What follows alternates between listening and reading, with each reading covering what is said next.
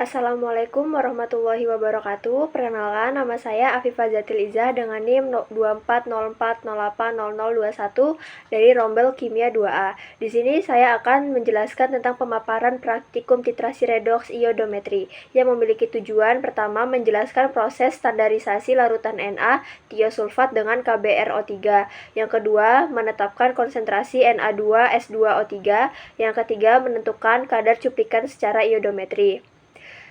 Selanjutnya ada dasar teori mengenai praktikum titrasi redoks iodometri. Yang pertama, prinsip reaksi redoks itu berdasarkan reaksi reduksi oksidasi antara iodin atau I2 dengan tiosulfat atau S2O3-2-min yang membentuk reaksi I2 plus 2S2O3-2-min menjadi 2-imin plus S4O6-2-min. Fungsi larutannya itu I2 itu bertindak sebagai oksidator dalam reaksi redoks. Terus Na2S2O3 atau tiosulfat itu sebagai reduktor yang mereduksi I2 menjadi imin. Selanjutnya ada peran indikator Pati, yaitu digunakan ketika mendekati titik akhir untuk mendeteksi I2 bebas, menghasilkan warna biru yang menghilang saat semua I2 telah direduksi, atau tanda titik akhir dari titrasi. Selanjutnya ada langkah-langkah utama dalam pelaksanaan praktikum titrasi redoks iodometri. Yang pertama ada menyiapkan larutan sampel yang mengandung oksidator, misalnya Cu2+ atau Fe3+. Yang kedua, menambahkan larutan Ki sebagai oksidator yang bereaksi dengan I2 membentuk I2, yang bereaksi dengan imin membentuk I2. Yang ketiga, menitrasi dengan Na2S2O3, yaitu I2 itu direduksi menjadi imin menghasilkan warna coklat memudar. Yang keempat, menambahkan indikator Pati, larutan itu berubah menjadi warna biru. Yang kelima, melanjutkan titrasi hingga warna biru itu hilang atau saat mencapai titik akhir titrasi. Yang terakhir adalah mencatat volume Na2S2O3 dan menghitung kadar analit.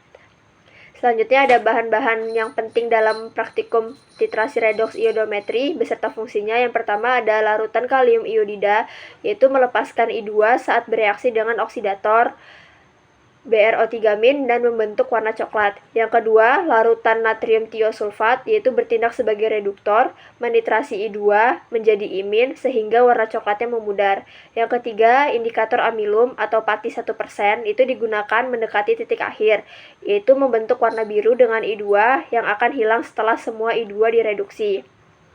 Yang keempat adalah larutan asam sulfat atau H2SO4, itu menyediakan lingkungan asam untuk memastikan reaksi redoks berlangsung optimal.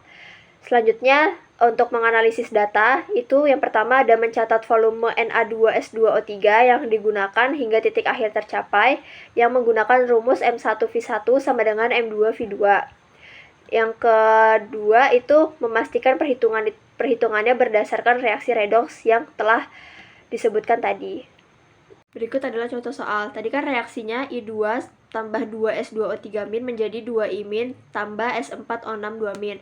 Nah, 1 mol I2 itu bereaksi dengan 2 mol ini. Jadi itu 1 mol I2 itu sama dengan setengah mol Na2S2O3.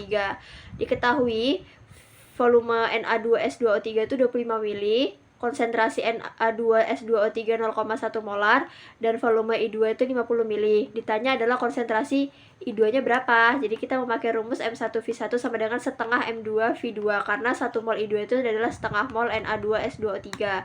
Dimasukin angkanya 50, terus setengah 0,1 dan dikali 25. Didapatkan 0,025 molar. Jadi konsentrasi I2-nya adalah 0,025 molar.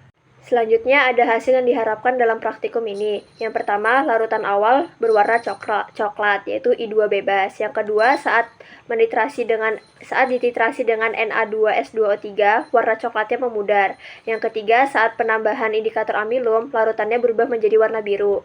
Saat mencapai titik akhir titrasi, warna biru itu hilang karena semua I2 itu telah direduksi. Selanjutnya ada 3 tips penting supaya praktikum ini berjalan lancar dan akurat. Yang pertama, menambahkan amilum saat mendekati titik akhir agar warna biru itu tidak mengikat terlalu kuat. Yang kedua, menitrasi secara perlahan dan diaduk secara terus-menerus. Yang ketiga, menggunakan larutan segar karena Na2S2O3 itu mudah terurai jika lama disimpan.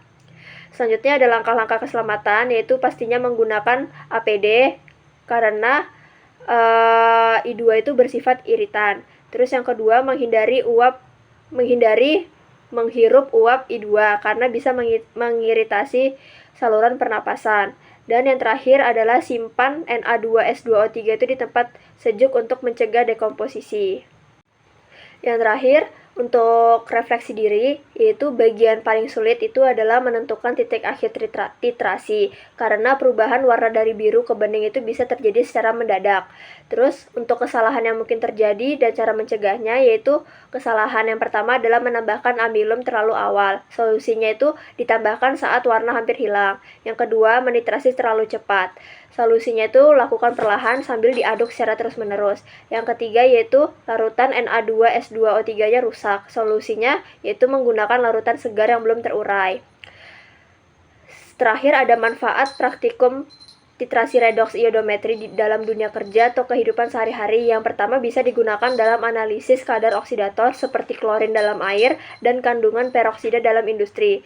Yang kedua ada berguna dalam kontrol kualitas farmasi dan makanan untuk mendeteksi zat yang bereaksi dengan iodin. Sekian dari saya, kurang lebihnya mohon maaf. Wassalamualaikum warahmatullahi wabarakatuh.